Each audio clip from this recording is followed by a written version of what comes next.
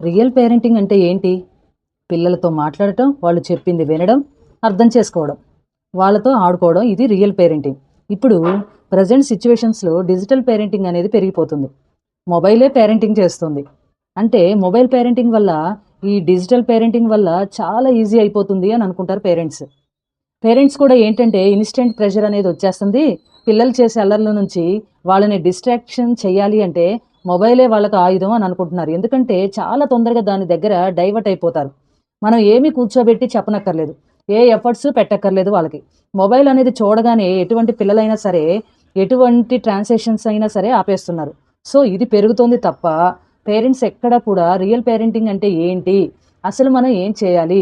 పిల్లలకి మనకి emotional bonding అనేది ఎలా బిల్డ్ చేసుకోవాలి అనే ప్రాసెస్ కూడా అర్థం కావట్లేదు. ఆ ఎఫర్ట్స్ పెట్టడానికి కూడా అసలు ఎవరు రెడీగా గూడా లేరు. అసలు రియల్ పేరెంటింగ్‌లో ఏముంటాయి?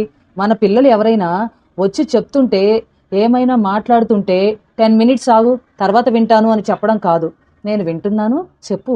పిల్లలకు వాళ్ళు చెప్పింది వినాలి అనే ఆశ ఉంటుంది కాబట్టి, ప్రతి పేరెంటింగ్ కూడా ఫస్ట్ ఆఫ్ ఆల్ మీ పిల్లలు ఏం చెప్తున్నారో కాసేపు వినండి. విని దానికి తగ్గ సొల్యూషన్ ఇవ్వండి. అప్పుడు మాత్రమే పిల్లలు మీ దగ్గర ఓపెన్‌గా ఉంటారు.